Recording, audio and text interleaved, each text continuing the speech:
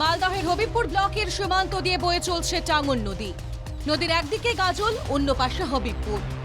বাজারহাট থেকে শুরু করে স্কুল, কলেজ, হাসপাতাল সবই গাজলে। কিন্তু নদী পারাপারের জন্য টাঙ্গন নদীর ওপর আজও হয়নি পাকা সেতু।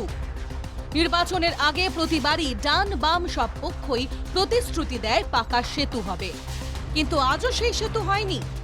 প্রতিবাদে রাধাকান্তপুর, জগন্নাথপুর ও রামকৃষ্ণপুরের বাসিন্দারা জানিয়েছেন, ভোট তো দূরের কথা, গ্রামে কোনো দলকেই প্রচারও করতে দেবেন না তারা। এখানে আমাদের আর ভোট হবে না, কাউকে ভোট দেবেন না? না কাউকে না, এটা কেন্দ্র সরকারকেও না, রাজ্য সরকারকেও না, আমরা কাউকে ভোট দেবো না। এখানে সাধারণ গরিব মানুষের দিকে যদি না তাকায়, তবে আমরা কেন বড় সেই খগেন মুর্মুদা, মমতা ব্যানার্জি, তাদেরকে আমরা তো চিনতে যাব না, সেই মোদী সরকার, কাউকে আমরা চিনতে যাব না। কারণ আমাদের যদি আমরা যদি বাঁচতে না পারি, তাহলে তার সরকার দিয়ে আমরা কি করব? বড় বড় নেতা মন্ত্রী দিয়ে আমরা কি করব?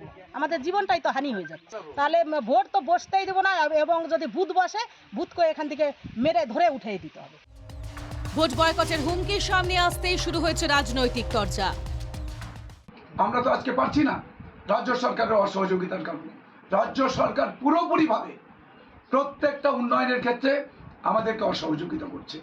এরা কখনো উন্নয়ন চায় না, এরা মানুষকে সবসময় এই সমস্ত সমস্যার মধ্যে ফেলে রাখতে চায়। আর নির্বাচনের সময় কিছু মানুষ আছে ইস্যু করে। আমি ওখানে বিজেপি সাংসদ ছিলেন, এমএলএ আছে, দীর্ঘদিন ধরে তারা রয়েছে, কিন্তু তারা কোনো তাদের এমএলএ ল্যাড বা এমপি ল্যাড দিয়ে তারা কাজটা শুরু করতে পারতেন। ওই এলাকার মানুষ দীর্ঘদিন বিজেপির কবলে ছিলেন। এবার আপনারা আসুন, দলে দলে সবাই ভোট তৃণমূলকে দিন, তৃণমূল প্রার্থীদের দিন। আমরা অতি শীঘ্রই, ভোটের পরে অতি শীঘ্রই জেলা পরিষদের মাধ্যমে ওই জিনিসটা করার চেষ্টা করছি।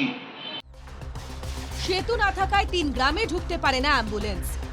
আজও রোগী বা প্রসূতিদের ভরসা খাটিয়া। রাতের অন্ধকারে তো এই 3টি গ্রাম কার্যত বিচ্ছিন্ন দ্বীপে পরিণত হয়।